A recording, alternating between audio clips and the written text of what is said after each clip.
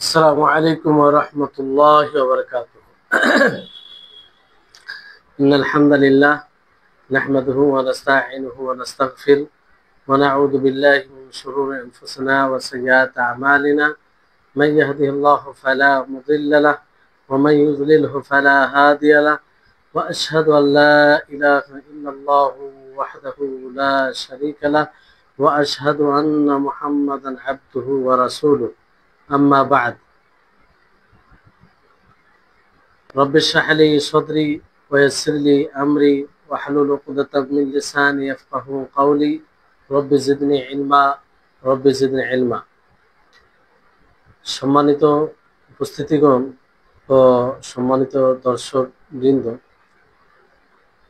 সর্বপ্রথম আমরা সেই মহান আল্লাহ তাবারক ওয়া তাআলার কৃতজ্ঞতা প্রকাশ করি, যিনি আমাদের সকলকে সুস্থ রেখেছেন, ভালো রেখেছেন এবং তার ইবাদত যে করতে হবে এই জ্ঞান এটা বোঝার জন্য আল্লাহ তাআলা সুস্থ মস্তিষ্ক আমাদেরকে দান করেছেন। তারপরে আমাদের সকলের প্রাণপ্রিয় নবী করিম মুহাম্মদ মুস্তাফা সাল্লাল্লাহু আলাইহি ওয়াসাল্লাম, ওনার উপরে অসংখ্য শান্তির ধারা বর্ষিত হোক। আল্লাহুম্মা সাল্লি আলাইহি আল্লাহুম্মা বারিক আলাইহি। সম্মানিত উপস্থিতিগণ, আজকে ইনশাআল্লাহ আমরা ইমাম নাওয়াবী রাহিমাহুল্লাহ যে একটি প্রসিদ্ধ চটি বই আল আরবাইন আন নাওয়াবী, সেই বইয়ের ৩৫ নম্বর হাদিসের ব্যাখ্যা জানব। যে বইয়ের দর্স ধারাবাহিকভাবে চলে আসছে, আজকে সম্ভবত ৫০তম পর্ব। যে বইয়ের হাদিসগুলো খুবই গুরুত্বপূর্ণ, যে হাদিসগুলোকে আমরা যদি সেরকম ভাবে বুঝি তাহলে দিনের নীতিগত জ্ঞান অনেক কিছু হবে। কারণ ৪০টি সেই বাছাইকৃত হাদিস, যেগুলো হাদিসে দিনের মৌলিক বিষয় রয়েছে, সেগুলো হাদিসকে তিনি একত্রিত করেছেন। তো যাই হোক, যারা ক্লাস করে আসছেন, শুনছেন, তারা আশা করি এটা উপলব্ধি করছেন। আজকে যে হাদিসটি আছে অত্যন্ত গুরুত্বপূর্ণ হাদিস। সেই হাদিস যদি আমরা সমাজে বাস্তবায়ন করি, আমরা সকলে এর উপর আমল করি, তাহলে সমাজে একটা শান্তি, সমাজে ভ্রাতৃত্ব, সমাজে যে একটা বিশৃঙ্খলা দেখা দেয় সেটা দেখা দিবে না। মানুষের মাঝে ভালোবাসা, মানুষের হৃদয়ে প্রশস্ত হবে। আপনারা বুঝতে পারবেন। সর্বপ্রথম আপনাদের সম্মুখে হাদিসটি পড়ি। হাদিসটি হচ্ছে আন আবি হুরায়রা রাদিয়াল্লাহু তাআলা আনহু قال قال رسول الله صلى الله عليه وسلم لا تحاسدوا ولا تناجشوا ولا تباغضوا ولا تدابروا ولا يبيع بعضكم على بيع بعض وكونوا عباد الله إخوانا المسلم أخو المسلم لا يظلمه ولا يخذله ولا يكذبه ولا يحقره التقوى هاهنا لا يحقره التقوى هاهنا ويشير إلى صدره 3 مرات بحسب امرئ من الشر أن يحقر أخاه المسلم كل المسلم على المسلم حرام دمه وماله وعرضه رواه مسلم। জি, তো এই হাদিস যার অর্থ হচ্ছে যে আবু হুরায়রা রাদিয়াল্লাহু তাআলা আনহু থেকে বর্ণিত, তিনি বলেন রাসূল সাল্লাল্লাহু আলাইহি সাল্লাম বলেছেন যে লা তাহাসাদু, তোমরা পরস্পর হিংসা করো না। ওয়ালা তানাজাসু, তোমরা পরস্পর ধোঁকাবাজি করো না, প্রতারণা, কাউকে প্রতারিত করো না।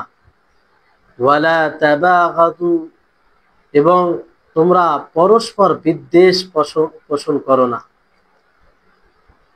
তারপরে আল্লাহ নবী বলেন ওয়ালা তাদাবারু, ওয়ালা তাদাবারু, যে তোমরা এক অপরের ক্ষতি করার উদ্দেশ্যে অগোচরে শত্রুতা করো না, শত্রুতা করো না, এক অপরের ক্ষতি করার উদ্দেশ্যে শত্রুতা করো না, বিরুদ্ধাচারণ করো না। তারপরে নবী করিম মুহাম্মদ সাল্লাল্লাহু আলাইহি ওয়াসাল্লাম তিনি বলেন ওয়ালা ইয়াবি বা'দুকুম আলা বাই'i বা'দ, যে তোমরা এক অন্যের ক্রয় বিক্রয়ের উপরে ক্রয় বিক্রয়ের চেষ্টা করবে না, বেচা কিনা হচ্ছে তার উপরে বেচা কিনা করার চেষ্টা করবে না। ওয়াকুনু ইবাদাল্লাহি ইখওয়ানা, আর তোমরা আল্লাহর বান্দা হিসেবে ভাই ভাই হয়ে যাও, আল্লাহর বান্দা হিসেবে ভাই ভাই হয়ে যাও। আল মুসলিম আখুল মুসলিম, একজন মুসলিম অন্য মুসলিমের ভাই, লা ইয়াজলিমুহু, সে তার উপরে অত্যাচার করবে না, যেহেতু একজন মুসলিম অন্য মুসলিমের ভাই, সে তার উপরে অত্যাচার করবে না। ওয়ালা ইয়াখদুলুহু, ওয়ালা ইয়াখদুলুহু, তাকে অপদস্থ করবে না এবং হেয় প্রতিপন্ন করবে না। ওয়ালা ইয়াখদুলুহু, অপদস্থ করবে না, হেয় প্রতিপন্ন করবে না। ওয়ালা ইয়াকযিবুহু, আর মিথ্যা মিথ্যা প্রতিপন্ন করবে না, মিথ্যা করবে, তাকে মিথ্যা মিথ্যা বলবে না। ওয়ালা ইয়াহকিরুহু, আর নাই হেয় প্রতিপন্ন করবে, আর হেয় প্রতিপন্ন করবে না, মিথ্যাও বলবে না।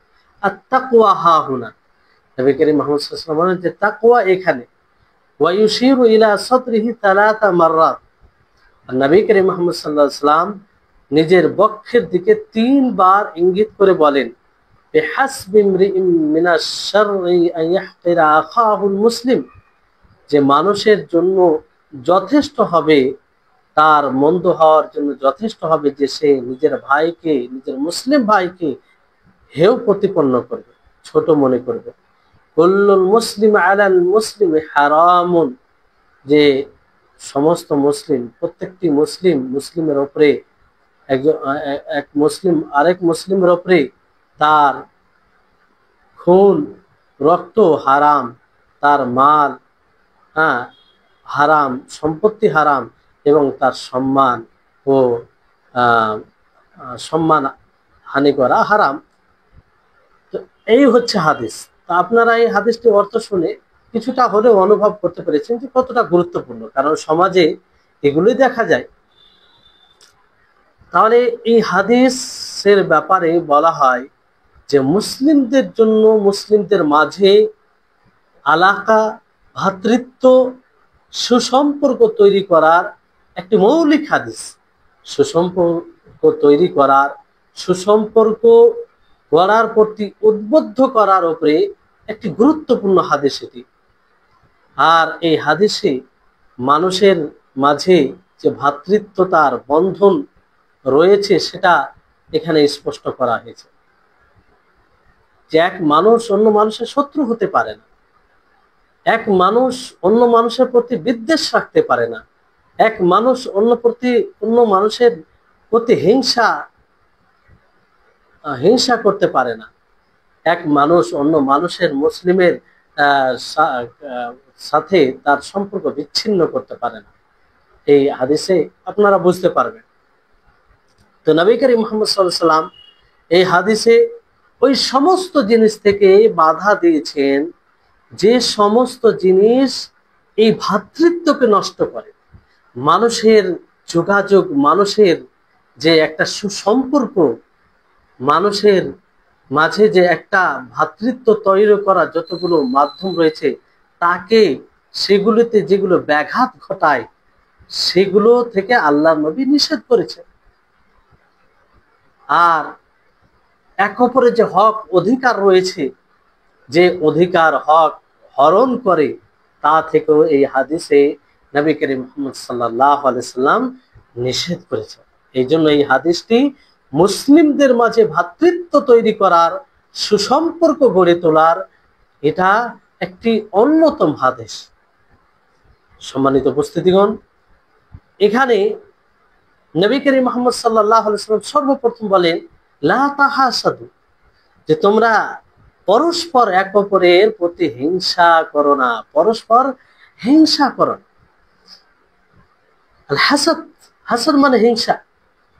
কিন্তু হাসাদ কাকে বলে বিষয়টি জানতে হবে, কারণ এই হাসাদ একটি মানুষের ধ্বংসাত্মক, একটি নিন্দনীয় কর্ম। ফলে এই হাসাদকে বোঝায় এবং হাসাদ থেকে বিরত থাকা জরুরি। যে হাসাদ থেকে, যে হিংসা থেকে আমরা মুআওয়াযাতাইন পড়তে গিয়ে বলি, কুল আউযু বিরাব্বিল ফালাক মিন শাররি মা খালাক ওয়া মিন শাররি গাসিকিন ইযা ওয়াকাব ওয়া মিন শাররি নাফাতাতি ফিল উকাদ ওয়া মিন শাররি হাসিদিন ইযা হাসাদ। হে আল্লাহ, আমি তোমার হিংসুকে, তোমার নিকটে হিংসুকের হিংসা হতে আশ্রয় চাইছি।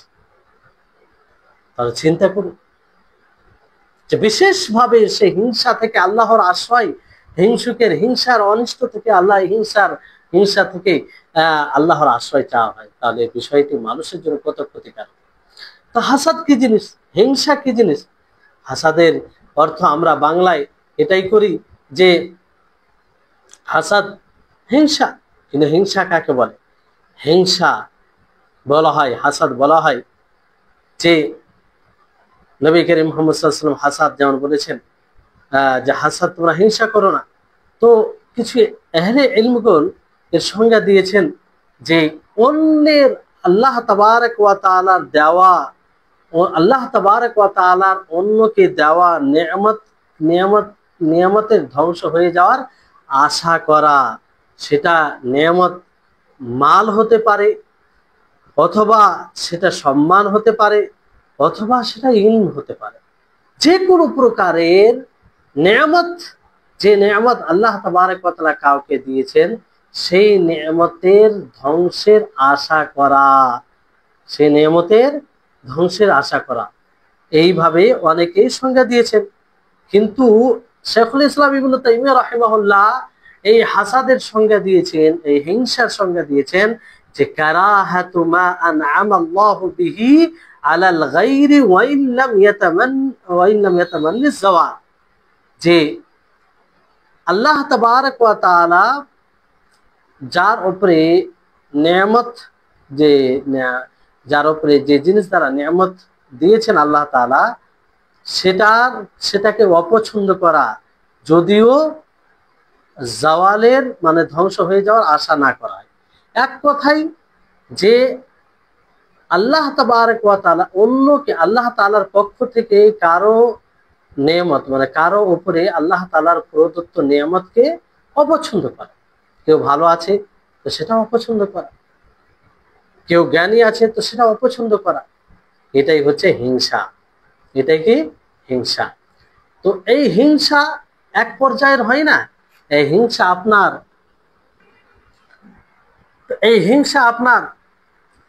এক পর্যায়ের হয় না। এই হিংসার 4টি স্তর রয়েছে, খুব গুরুত্বপূর্ণ, মন দিয়ে শুনবেন। এই হিংসার 4টি স্তর উলামাগণ বর্ণনা করেছেন। তো প্রথম মানে নিম্ন থেকে শুরু করা হবে, মানে যেটা হালকা কম নিন্দনীয় সে থেকে শুরু করা হচ্ছে। তারপরে যেটা আসবে সেটা আরো বেশি নিন্দনীয়, তারপরে যেটা আসবে আরো বেশি নিন্দনীয়, এইভাবে। তো প্রথম পর্যায়, প্রথম স্তর যেটা মানে হালকা আর কি, যে অন্যের উপরে আল্লাহ তাআলার দেওয়া নিয়ামতকে অপছন্দ করা, অন্যের উপরে আল্লাহ তাআলার দেওয়া নিয়ামতকে অপছন্দ করা, কিন্তু তার ধ্বংসের আশা না করা। আল্লাহ তাআলা কাউকে অর্থ দিয়েছেন, তো আল্লাহ তাআলা যাকে অর্থ দিয়েছেন তাকে অর্থ দেওয়াটা অপছন্দ করা, কিন্তু এটা যে ধ্বংস হয়ে যাক সেটা চাইবে না। মানে অর্থ আল্লাহ তাআলা দিয়েছেন এটাকে অপছন্দ করা, তো এটা সবচেয়ে হালকা, এটা একটু কম নিন্দনীয়, কিন্তু হারাম। হাসাদ এটা হিংসার মধ্যে পড়ে। আর দ্বিতীয় হচ্ছে যে অন্যের ওপরে আল্লাহ তাআলার দেওয়া নিয়ামতকে অপছন্দ করা আর তার ধ্বংসের আশা করা। প্রথম পর্যায়ে কি বললাম যে ধ্বংসের আশা না করা, এখানে কি যে ধ্বংসের আশা করা, কিন্তু ধ্বংসের আশা করবে সে এই জন্য নয় যে সেই নিয়ামতটি তার জন্য হবে, সেই নিয়ামতটি তার জন্য হবে, এই এই উদ্দেশ্যে নয়, এই উদ্দেশ্যে নয়। তাহলে এটা কি হবে, মানে সে মানে ধ্বংসের আশা করবে, মানে দ্বিতীয় যেটা স্তর হচ্ছে, যেটা প্রথমের তুলনায় বেশি মানে নিন্দনীয়, বেশি আরো ধ্বংসাত্মক, সেটা হচ্ছে যে আল্লাহ তাবা অন্যর ওপরে আল্লাহ তাবারক ওয়া তাআলার দেওয়া নিয়ামতকে অপছন্দ করা, সাথে সাথে সেই নিয়ামতের ধ্বংসের আশা করা, হ্যাঁ, যাতে ধ্বংসের আশা করা এই উদ্দেশ্যে যে যাতে সেই নিয়ামতটি তার হয়ে যায়। যেমন ধরুন যে একজন ব্যক্তিকে আল্লাহ তাবারক ওয়া তাআলা ইলম দিয়েছেন, জ্ঞানী দিয়েছেন, জ্ঞানী করেছেন, আল্লাহ তাআলা ইলম অর্জন করা তৌফিক দিয়েছেন, জ্ঞানী হয়েছে। এবার এক ব্যক্তি, যেহেতু আল্লাহ তাআলার পক্ষ থেকে এই নিয়ামত, এক ব্যক্তি সেই নিয়ামতকে অপছন্দ করে, সাথে সাথে সে মনে করে যে সে যেন জ্ঞান থেকে বঞ্চিত হয়ে যায়, সে যেন সব ভুলে যায়, সে যেন জ্ঞান তার হারিয়ে যায়, কেন, আর সেই জ্ঞানটা যেন আমার হয়ে যায়, তার যেন না থাকে। তাহলে এটা হচ্ছে প্রথমের তুলনায় আরো কঠিন, আরো আরো কঠিন, আরো নিন্দনীয়। তৃতীয় স্তর হচ্ছে যে অন্যের ওপরে আল্লাহ তাবারক ওয়া তাআলার দেওয়া নিয়ামতকে অপছন্দ করা আর তার ধ্বংসেরও আশা করা, কিন্তু ধ্বংসের আশা করা এই উদ্দেশ্যে নয় যে সে নিয়ামতটা তার জন্য হবে, বরং মানে তার জন্য নয়, শুধু তার ভাইকে ক্ষতি করার জন্য। যেমন ধরুন যে একজন ব্যক্তি আছে, সে ধরুন আল্লাহ তাবারক ওয়া তাআলার নিয়ামত সুস্থ শরীর, হাতটা খুব ভালো রয়েছে, তো একজন ব্যক্তি তার এই সুস্থ শরীর, সবল শরীরকে দেখে হিংসা করছে। হিংসা কি রকম পর্যায়ে, যে সেই নিয়ামতকে সে অপছন্দ করছে, আল্লাহ তাআলা দেওয়া নিয়ামত, আল্লাহ তাআলা তৌফিকে সে সুস্থ আছেন, আল্লাহ তাআলা সুস্থ রেখেছেন তাকে, হিংসা মানে অপছন্দ করছে, বাকি সে চাইছে সেটা যেন সে যেন অসুস্থ হয়ে যায়। সে এই জন্য নেই, এই জন্য মানে এই জন্য এটা আশা করে না যে সে অসুস্থ হয়ে যায়, বরং যে সে যেন সুস্থ হয়ে যায় এরকম, এই জন্য নয়, বরং এটাও চাই না সে যে সে ধ্বংস মানে তার যেন সুস্থতা চলে যায় তার ক্ষতির উদ্দেশ্যে, তার ক্ষতির উদ্দেশ্যে। কিংবা এই জায়গায় এই উদাহরণটা দিতে পারেন যে একজন ধরেন অর্থ মানে আর্থিক অবস্থা ভালো, যে একজন ব্যক্তি তার উপরে হিংসা করতে গিয়ে সে যে তার যে আর্থিক অবস্থা ভালো, সে ধনী বিত্তশালী, এটাকে সে অপছন্দ করে, সাথে সাথে সে এই আশা করে যে তার যেন অর্থ মানে যে বিত্তশালী সে যেন না থাকে, তার ধন সম্পত্তি যেন শেষ হয়ে যায়। আর এই জন্য সে এটা আশা করবে না যে তার হয়ে যায়, বরং তার ক্ষতির জন্য এটা আশা করবে। এর পূর্বের স্তরে কি ছিল, যে সে চাইছিল যে তার যেন এটা শেষ হয়ে যায় যাতে আমার হয়ে যায়। এইখানে তো কিছু দিক একটা আছে যে সে কমসে কম নিজের জন্য চাইলো, এই জায়গায় নিজের জন্য চাইলো না, বরং শুধু নিজের ভাইকে ক্ষতি করার জন্য। এটা আরো কঠিন স্তর, কঠিন নিন্দনীয় বিষয়, কারণ শুধু ভাইকে ক্ষতি করার জন্য। চতুর্থ স্তর হচ্ছে আল্লাহ তাবারক ওয়া তাআলার অন্যের উপরে দেওয়া নিয়ামতকে অপছন্দ করা আর তার ধ্বংসের আশা করা, ধ্বংসের আশা করা, শেষ হয়ে যাওয়ার আশা করা। আর কেমন করে শেষ হবে সেটার প্রচেষ্টা করা, সেটার প্রচেষ্টা করা, যে কি করতে গেলে শেষ হবে, সে বিত্তশালী, কি করতে গেলে সে গরিব হয়ে যাবে, দরিদ্র হয়ে যাবে, এই ব্যাপারে প্রচেষ্টা করা। এটা সবচেয়ে বড় নিন্দনীয় বিষয় যে একজন মুসলিমের পিছনে লেগে যাবে, তার আল্লাহর উপরে যে নিয়ামত রয়েছে সেই নিয়ামতকে অপছন্দ করবে এবং সেই নিয়ামতের ধ্বংসের আশা করবে। শুধু আশাই করবে না, বরং কিভাবে ধ্বংস হবে, কিভাবে সেটা বিলুপ্ত হয়ে যাবে তার জন্য সে প্রচেষ্টা করবে এবং সেই সব মাধ্যমগুলি অবলম্বন করবে।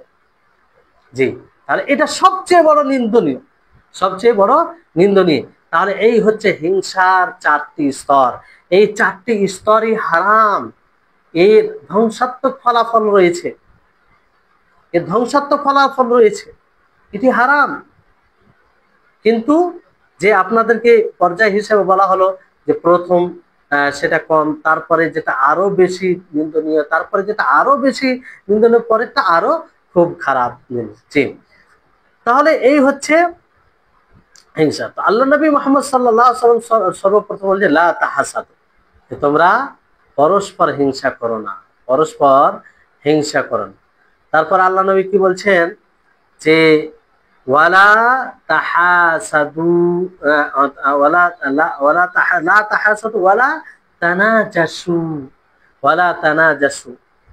নাজ উত্তেজিত করা, এর অর্থ আছে, মানে এর অর্থ হচ্ছে যে সামানে বস্তুতে দাম বৃদ্ধি করা, সে কেনার উদ্দেশ্যে দাম বৃদ্ধি করবে না, বরং যে ক্রেতা তার ক্ষতি করার উদ্দেশ্যে, অথবা যে বিক্রেতা তার লাভের উদ্দেশ্যে, অথবা দুইজনের ক্ষতির উদ্দেশ্যে এটা করে, এটা করে।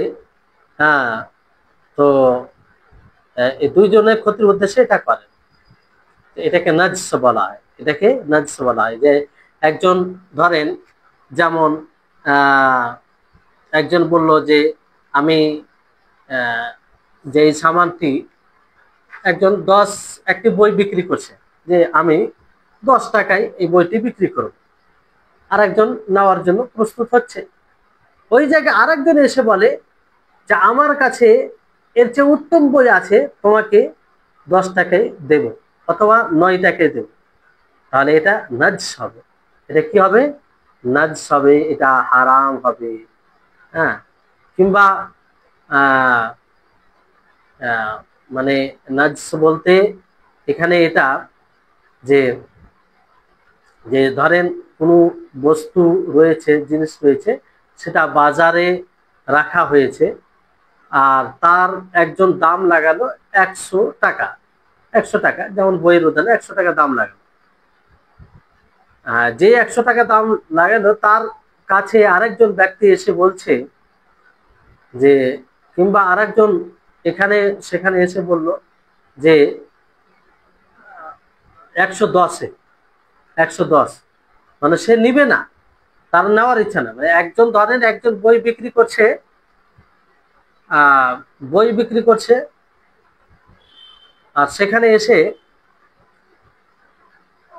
110-এ ধরেন বইটা বিক্রি করবে, 100 টাকায় বিক্রি করবে, দামদারও একজনের সাথে হচ্ছে।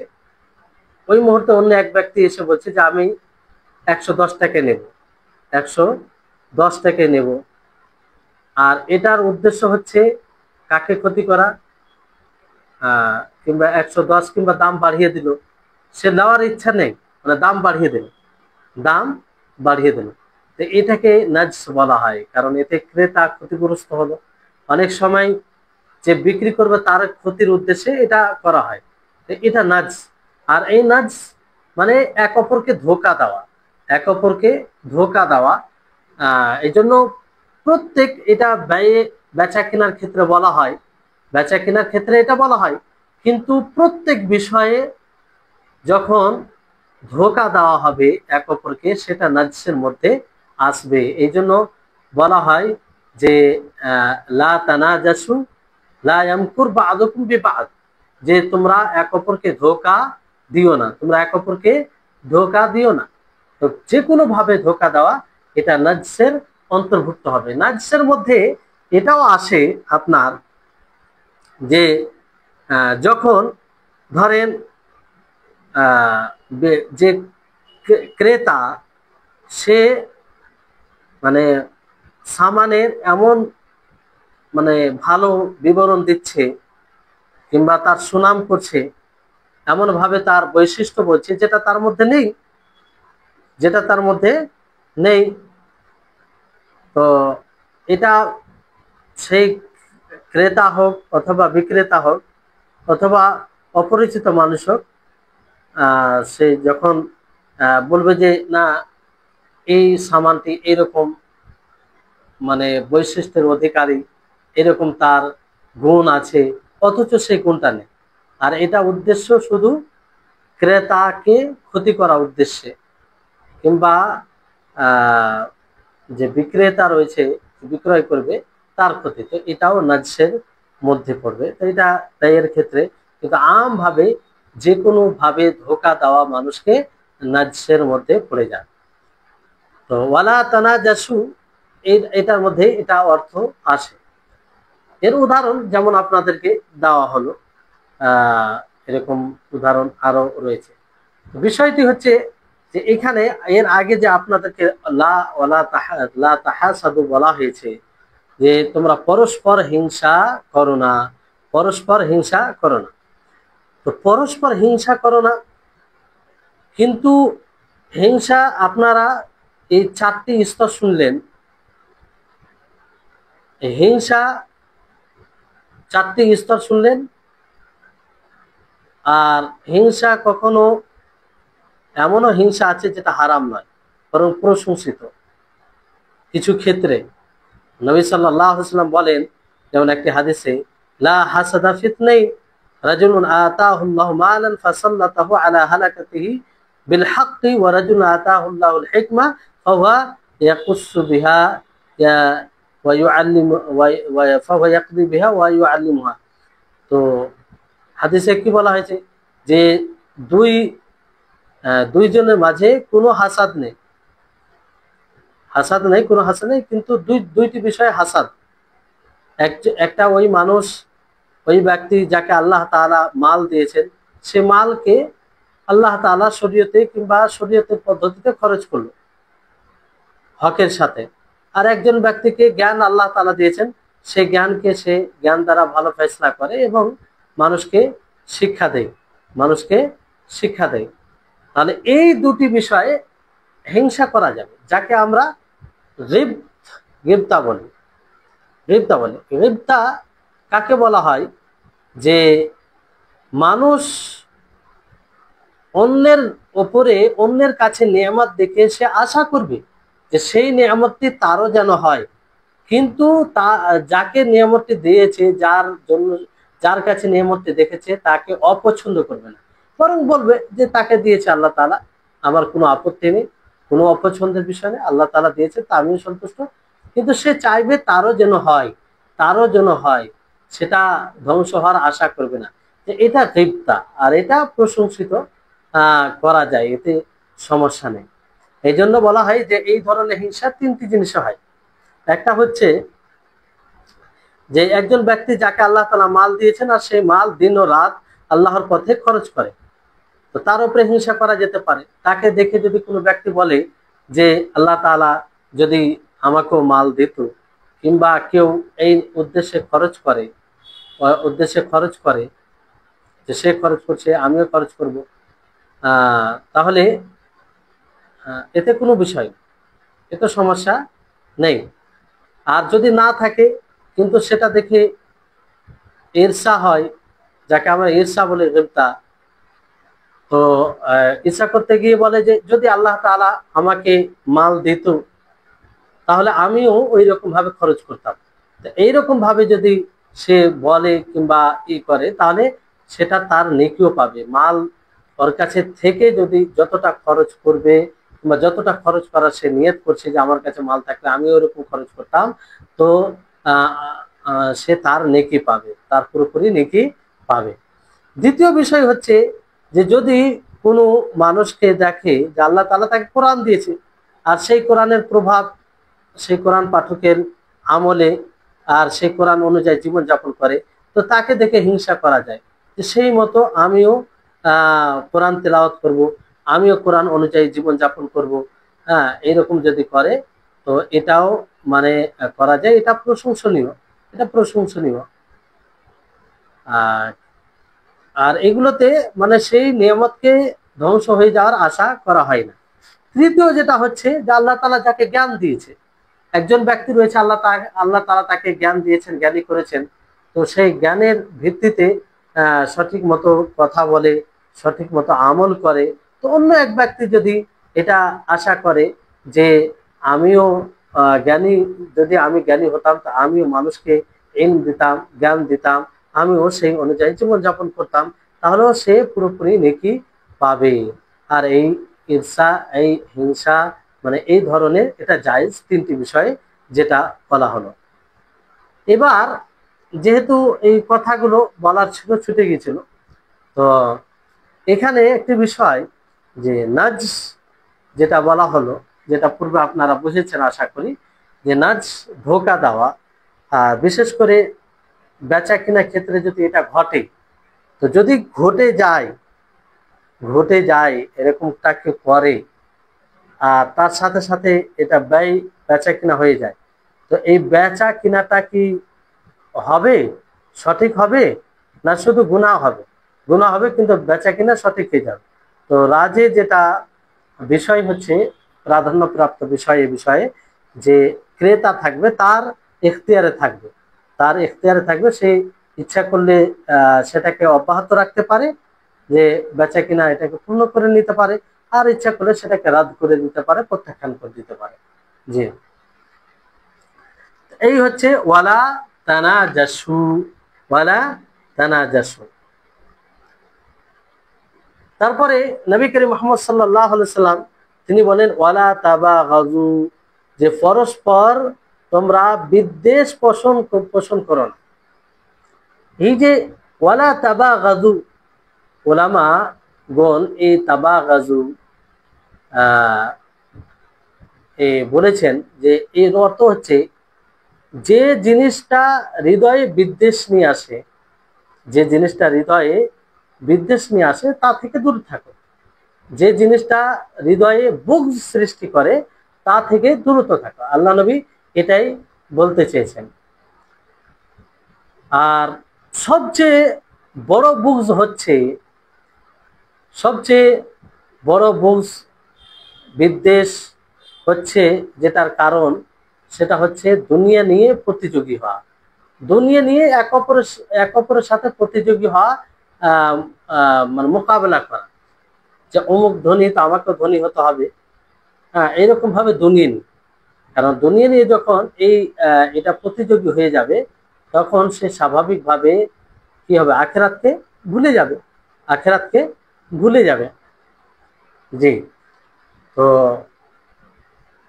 যদি আমরা চাই যে আমাদের অন্তর স্বচ্ছ থাকুক, আমাদের অন্তরে কারোর বিরুদ্ধে বিদ্বেষ না আসুক, বিদ্বেষ পোষণ না করুক, তা আমাদেরকে দুনিয়ার প্রতিযোগী হওয়া থেকে বিরত থাকতে হবে, আখেরাতমুখী হতে হবে। কি হতে হবে? আখেরাতমুখী হতে হবে। এখানে ওয়ালা তাবাগাজু, এই শব্দটি, এই বাক্যটি, যে তোমরা পরস্পর বিদ্বেষ পোষণ করো না, ঘৃণা করো না, তো ঘৃণা করো না, ওয়ালা তাবাগাজু থেকে এটা বলা হয়েছে। তো বিষয়টি হচ্ছে যে এটা শর্তের সাথে, যে কেউ যদি আল বুগজ ফিল্লাহ, আল হব ফিল্লাহ, মানে আল্লাহর জন্যই কাউকে ঘৃণা করে, আল্লাহর জন্য কারো প্রতি বিদ্বেষ রাখে, তাহলে কিন্তু এটা জায়েজ, শুধু জায়েজ নয় বরং প্রশংসনীয়, আর এটা উদ্দেশ্য মাতলুব, এটা দরকার রয়েছে।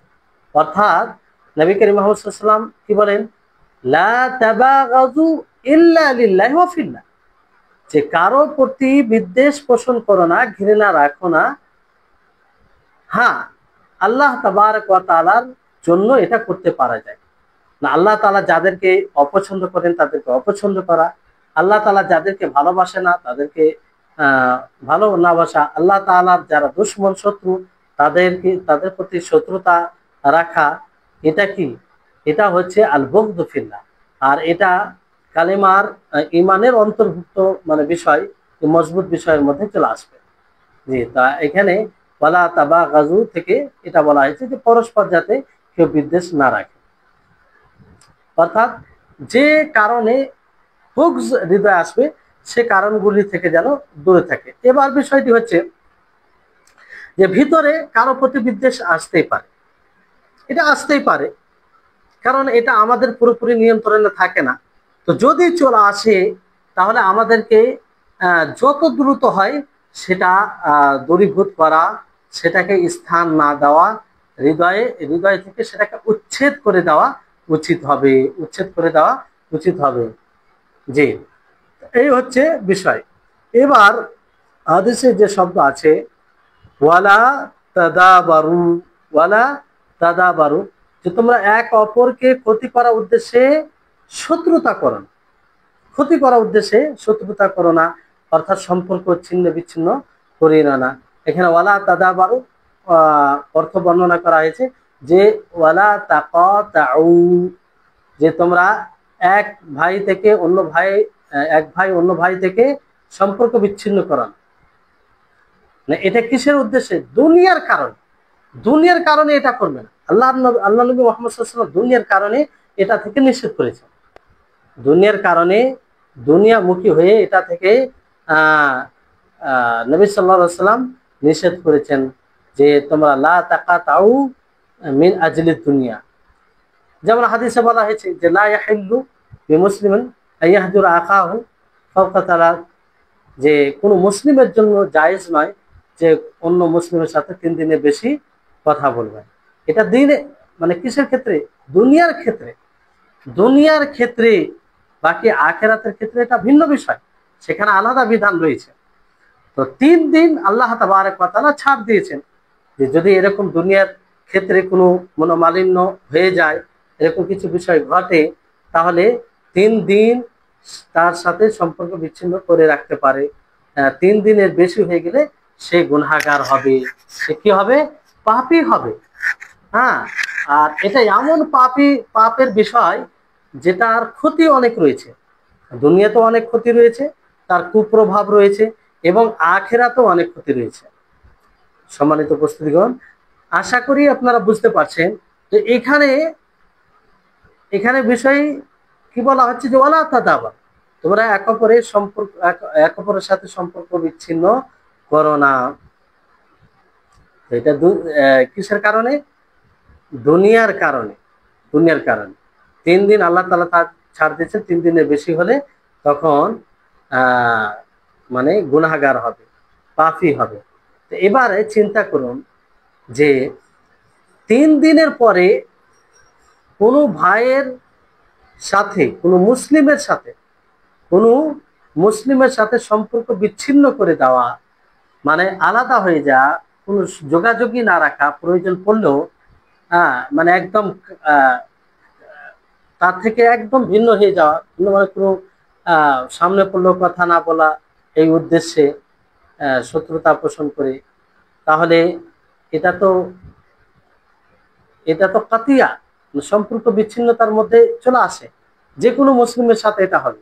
তাহলে চিন্তা করুন, যারা আত্মীয় তাদের সাথে যদি এটা করা হয়, তাহলে এটা আরো কত বড় গুনাহ হতে পারে, কত বড় পাপ হতে পারে। যেমন নিজের ভাইয়ের সাথে, নিজের আরো আত্মীয় স্বজনের সাথে। আর যেগুলো আমাদের সমাজে অনেক ঘটছে, যে আপন জনের সাথে সম্পর্ক বিচ্ছিন্ন, কথা হয় না, যাই না, অন্তরে বিদ্বেষ রাখে, সামনে পড়লে প্রয়োজন পড়লেও কথা বলে না, সালাম দেয় না, মুখ ফিরিয়ে নেই। তাহলে এটা কত বড় ভয়ঙ্কর, মানে কত মানে নিন্দনীয় আমল হবে এটা। এজন্য দিনের জন্য যদি এই কাতিয়া হয়, সম্পর্ক বিচ্ছিন্নতা আসে, তাহলে এটার ভিন্ন বিষয়, সেখানে 3 দিন নয়, বেশিও থাকতে পারে, তার দলিল আছে, আর ওটা প্রশংসনীয়। কিন্তু দুনিয়ার ক্ষেত্রে 3 দিনের বেশি করা যায় না। আর আল্লাহ তাবারক ওয়া তাআলা তাদের প্রশংসা করেছেন এবং উদ্বুদ্ধ করেছেন যাতে সম্পর্ক অক্ষুণ্ণতা বজায় রাখে, ক্ষুণ্ণতা না নিয়ে আসে। এজন্য আল্লাহ তাআলা কি বলেন? ওয়াল্লাযীনা ইয়াসিলুনা মা আমারাল্লাহু বিহি আন ইউসাল ওয়া ইয়াখশাউনা রাব্বাহুম ওয়া ইয়াখাফুনা সুআল হিসাব মা আমারাল্লাহু সুআল হিসাব। জি, এখানে এই বলা হয়েছে যে যারা আল্লাহ তাবারক ওয়া তাআলা যে সম্পর্ক জড়িয়ে দেওয়ার আদেশ দিয়েছেন, সম্পর্কের সাথে জড়িয়ে থাকার আদেশ দিয়েছেন, সেটা তারা পূর্ণ করে এবং তারা নিজের রবকে ভয় করে এবং মন্দ হিসাব থেকে বেঁচে থাকে। আর তাদের প্রশংসা করেছে আল্লাহ তাআলা যারা সম্পর্কের আহ অক্ষুণ্ণতা অব্যাহত রাখে, ক্ষুণ্ণতা ক্ষুণ্ণতা কোনো সময় দেয় না নিয়ে আসতে দেয় না। তো এটা কত কঠিন বিষয়। আর এই কাতিয়া মুনাফিক কাফির এদের সাথে করা যায়, সম্পর্ক বিচ্ছিন্ন করা যায়। তো মানুষের সাথে সম্পর্ক বিচ্ছিন্ন করা এটা কত বড় মুসিবত এবং কত বড় গুনার কাজ আপনি চিন্তা করুন।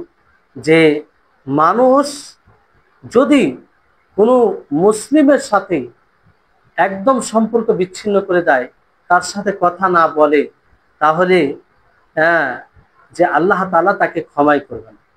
আল্লাহ তাআলা তাকে ক্ষমাই করবেন যতক্ষণ পর্যন্ত তার সাথে সংশোধন না করবে, তার সাথে মিলে না যাবে, তার সাথে যে বিষয়টি ঘটেছে সেটা সমাধান না বের করবে এবং অন্তরকে পরিষ্কার পরিচ্ছন্ন যতক্ষণ না করবে, ততক্ষণ আল্লাহ তাআলা ক্ষমা করবেন না। যতক্ষণ আল্লাহ তাআলা কি করবে না? ক্ষমা করবে না। যেমন হাদিসে বলা হয়েছে যে নবী করিম মুহাম্মদ সাল্লাল্লাহু আলাইহি ওয়াসাল্লাম বলেন যে তুফতাহু আবওয়াবুল জান্নাতি ইয়াউমাল ইসনাইন ওয়া ইয়াউমাল খামিস ফায়াগফিরুল্লাহু লিকুল্লি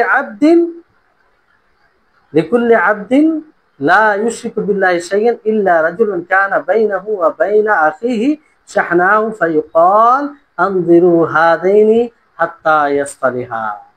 দেখুন সুস্পষ্ট হাদিস। নবী সাল্লাল্লাহু আলাইহি ওয়াসাল্লাম কি বলেন? যে জান্নাতের দ্বারকে খুলে দেওয়া হবে সোমবার ও বৃহস্পতিবার।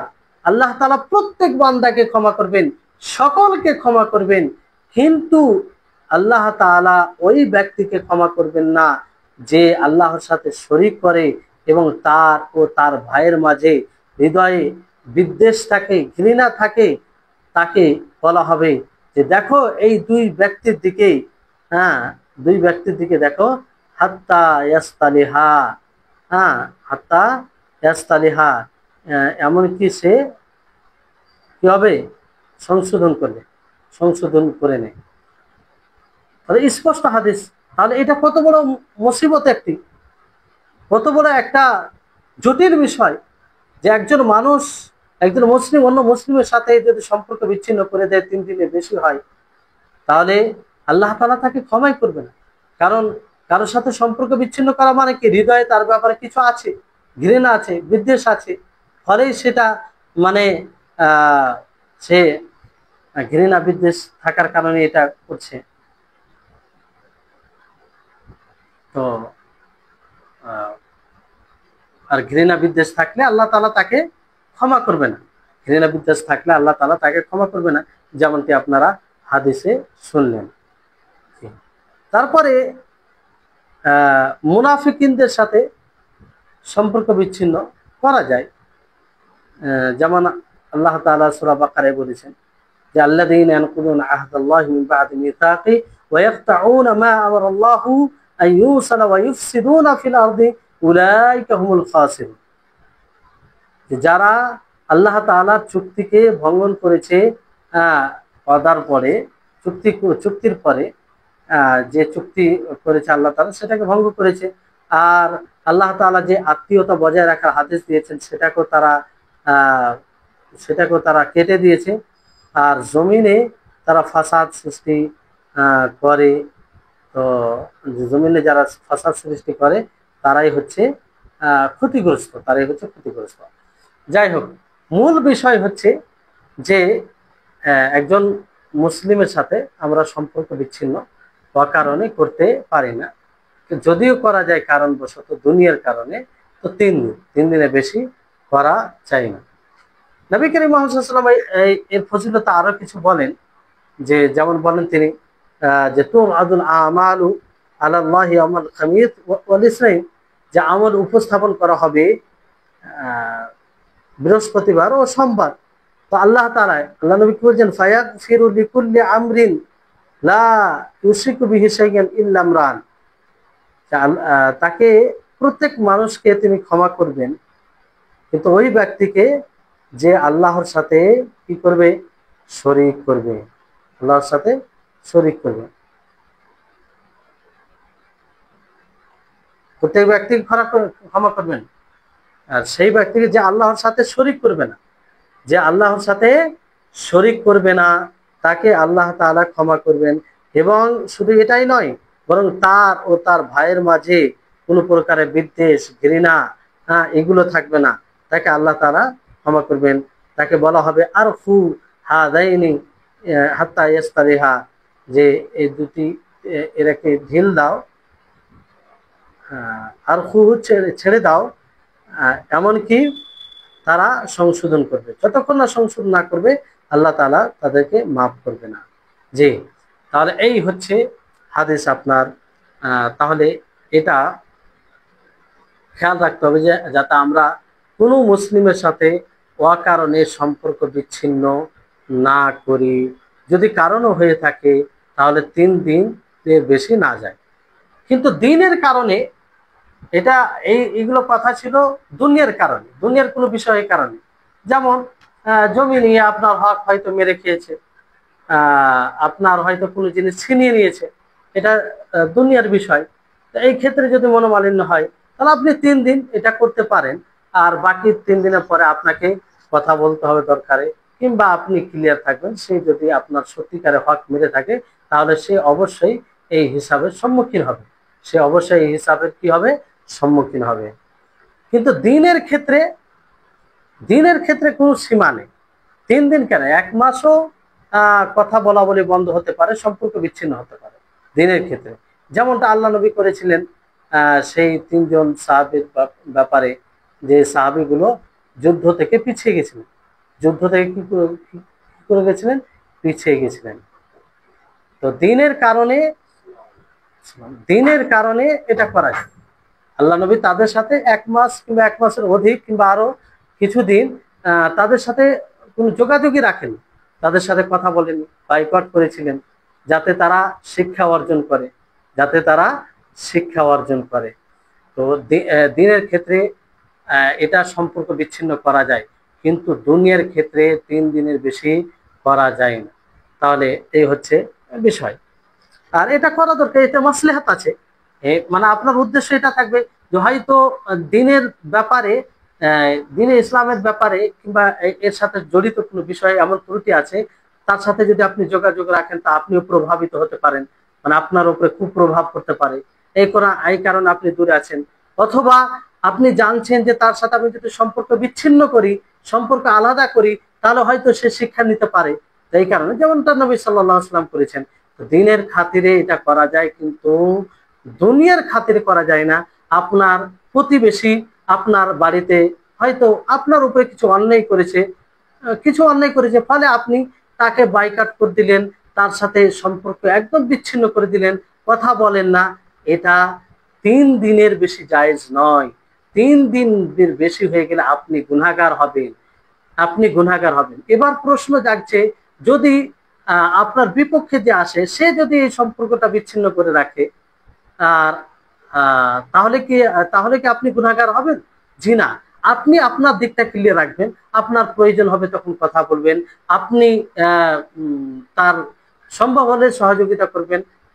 আপনার নিয়ত এটা থাকবে না যে আমি তাকে বয়কট করেছি, তার সাথে যোগাযোগ নেই, এরকম বিষয় নাই। আপনি কথা বলবেন যখন প্রয়োজন পড়বে। আর যেটা আপনার উপরে জুলুম হয়েছে, অবশ্যই যদি আপনি প্রশস্ত চিত্তে ক্ষমা করতে পারেন, এটা ভালো বিষয়, এটা ফায়দা দিবে, আখেরাতেও লাভ দিবে। কিন্তু যদি আপনি ক্ষমা না করেন, এটা আপনি মনে রাখতে পারেন এটা আখেরাতে তার হিসাব হবে, এটাতে কোনো নেই। কিন্তু আপনি এই কারণে সম্পর্ক বিচ্ছিন্ন করতে পারেন না।